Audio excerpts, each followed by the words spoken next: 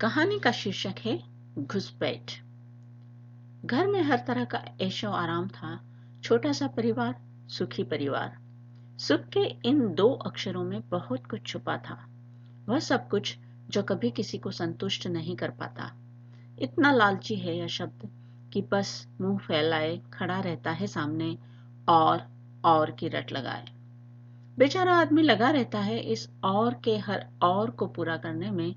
और की कोई सीमा नहीं होती, बस एक के बाद एक आते ही रहते हैं, मानो एक दूसरे का अनुसरण कर रहे हों।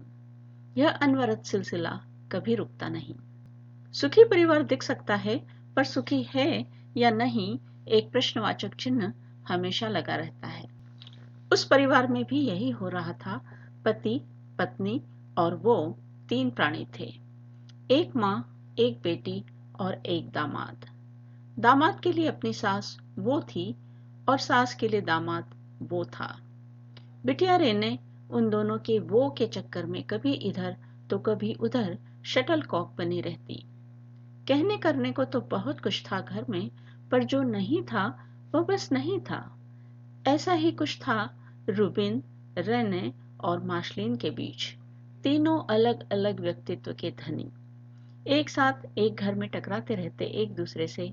मार्शलिन की बेटी रेने और दामाद रूबिन। 3 खाने वाले और 3 कमाने वाले।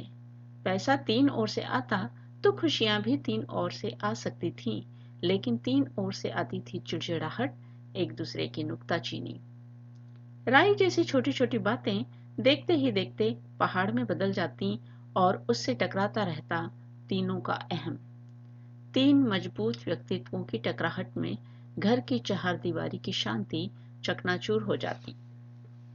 कौन किस समय क्या करता वह अधिक महत्व नहीं रखता था। महत्व तो रखता यह कि कौन कितना और करता है।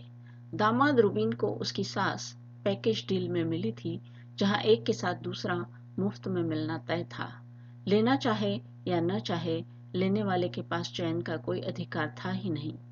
शादी की पहली और आखिरी शर्त यही थी, क्योंकि अकेली बेटी रहने के अलावा मार्शलिन का इस दुनिया में कोई नहीं था। उस समय तो प्यार की सुगबुगाहट ही कुछ ऐसी थी कि सब कुछ मंजूर था रूबिन को, आकाश के तारे तोड़ना भी। फिर यह तो एक बहुत छोटी सी बात थी उन पलों में।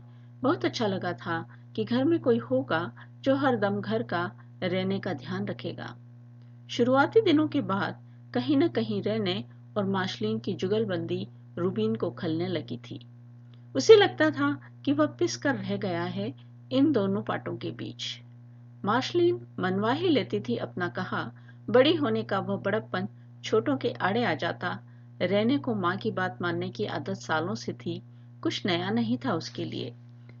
दिक्कत तो रूबिन के लिए थी, वह तो इस परंपरा में अभी अभी शामिल हुआ था। उसके लिए हाँ में हाँ मिलाना आवश्यक सा था। हाँ जी और जी हाँ में सिर हिलाना कुछ दिनों तक अच्छा लगा था। धीरे धीरे सिर को हिलने में समय लगने लगा। कई बार तो हिलता भी नहीं। माँ की नहीं सुनी तो बेटी आकर दबाव बनाती, तब असहाय सा महसूस करता रूबिन। ऐसा लगता था कि जैसे उसको एक घोड़ा बना दिया गया हो, जिसकी लगाम माँ बेटी खींचती रहती थी समय समय पर। हिनहिनाता घोड़ा धीरे धीरे बगावत करने लगा। खेल शुरू तो हो चुका था, पर तब से बिगड़ने लगा जब एक दिन कुछ पसंद का बना किचन में, वह और खाना चाहता था। कड़कती आवाज से उसे रोक दिया गया। बस करो, अपनी ओर देखो। उसने अपनी ओर देखा, यानी उसके खाते पीते घर वाली सेहत का मजाक था। चुभा तो सही, पर रेने को कुछ इस तरह देखा उसने, मानो कह रहा हो कि कम से कम मेरी खाने की आजादी तो न छीनी जाए। रेने बोली तो सही, मगर एकदम विपरीत। हाँ बिल्कुल, कितना भी अच्छा बना हो खाना, आदमी को अपना पेट देखना चाहिए। लेकिन मैं इतना मोटा नहीं कि मेरा खाना बंद कर दिया जाए। कैसी बात करते हो रूबिन, बंद कौन कर रहा है तुम्हारा खाना? पर देख कर खाओ, अभी नहीं ध्यान दोगे तो हो जाओगे मोटे। उसे अच्छा नहीं लगा यूं खाने पर टोक देना, और कहीं टोका जाना तो वह जैसे तैसे निभा रहा था, पर खाने पर इस तरह रोक देना उसे अपना अपमान लगा। अपने घर में अपने खाने की मेज पर खाने पर पाबंदी थी। जिस घर में मन से पसंद का खाना न खा पाए इंसान, वह भला घर कैसे हुआ? अपने जीवन में अगर कुछ अच्छा चाहता था तो वह था स्वादिष्ट खाना, फिर चाहे उससे कितना ही काम क्यों न करवा लिया जाए। हालांकि उस समय तो बगैर खाए, बगैर कुछ कहे उठ गया था वह। मार्शलीन और रेने दोनों को एहसास तो हो गया था कि इस तरह रूबिन का उठना सामान्य उठना नहीं है।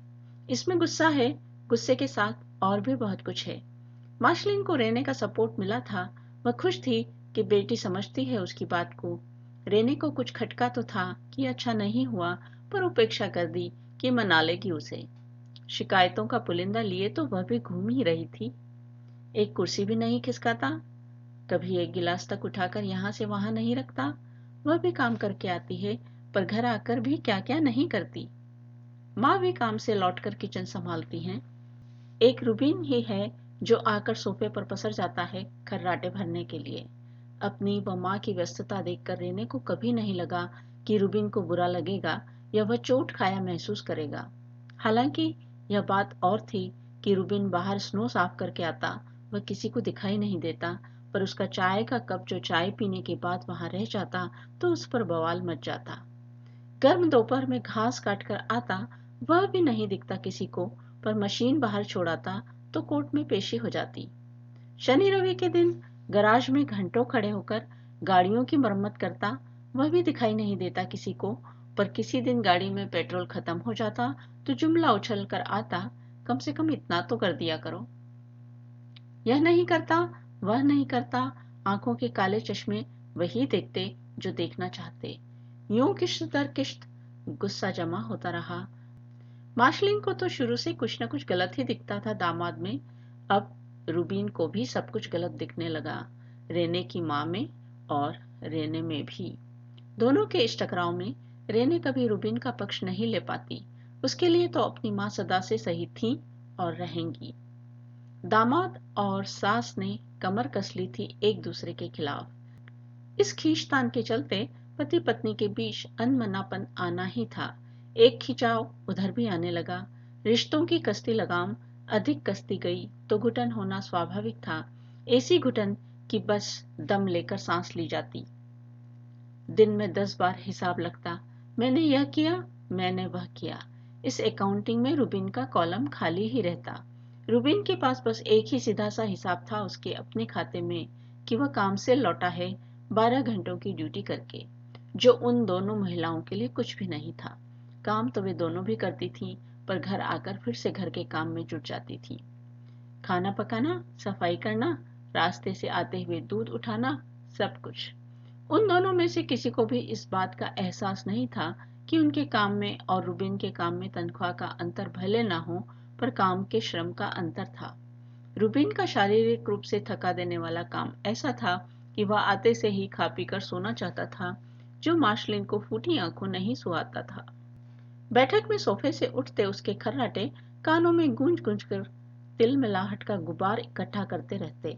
वह भरा गुब्बार का गुब्बारा फट पड़ता जब वह खाना खाने बैठता। एक दिन, 2 दिन, फिर तो रोज ही यह बगैर रुके चलने लगा। रूबीन को यह बात बिल्कुल पसंद नहीं थी कि खाने के बीच कोई उससे 10 सवाल करे, 20 रोक टोक लगाए। वह मौन रहकर खाना खाने का आदी था। जब उन्हें खाते हुए टोकते हुए देखता तो उसका मन खराब हो जाता।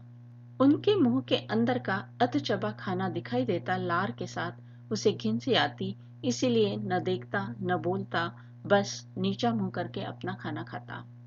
यह तिरस्कार हो जाता, माँ के लिए बेटी का और बेटी के लिए माँ का। तब रूबिन को वे सारे पल याद आते जब उसके काम को सराहना तो दूर, बुरी तरह से दुत्कारा गया था। फिर चाहे वह किसी बिल का पेमेंट करना हो या फिर कोई चीज खरीदनी हो। वह चीज कोई महंगी चीज नहीं होती, छोटी सी चीज होती, जैसे उसके खरीदे गए केलों का कच्चापन या पक्कापन होता, नींबुओं में रस की कमी होती और उसके द्वारा की गई साफ टेबल को फिर से साफ किया जाता।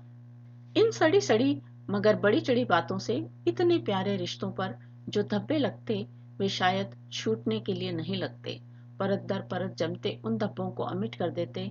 फिर उन धब्बों की वजह से रिश्ते का असली चेहरा इस कदर धूमिल होता जाता कि एक दिन अस्तित्व खतरे में पड़ जाता।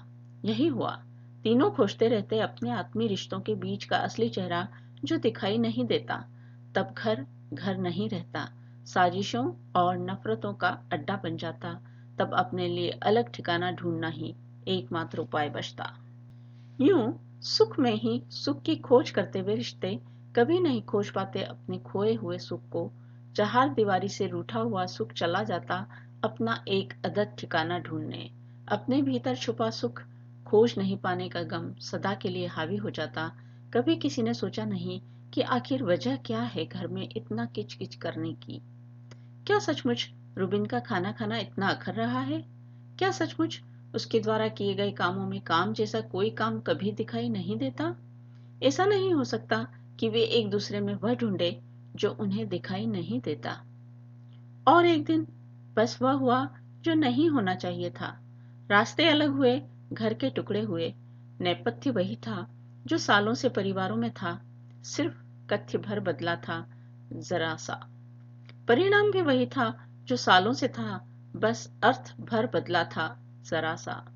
किसने किसके घर को तोड़ा था यह सोचने का समय नहीं था किसी के पास। सुख की खोज फिर से चालू हो गई थी, इधर रुबिन की उधर रहने की।